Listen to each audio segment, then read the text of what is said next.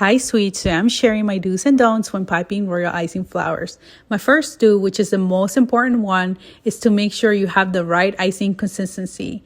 I determine the consistency by a peaks test, meaning when I mix my icing and lift my spatula, I'm able to form a peak with a very slight curl at the end.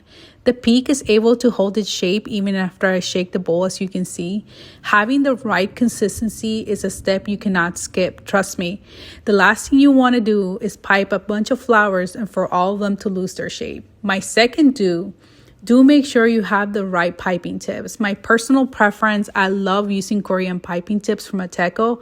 I'm able to pipe delicate petals because the piping tip is thinner than a standard Wilton set. You can purchase a set from Ateco or this no brand set linked on my Amazon storefront.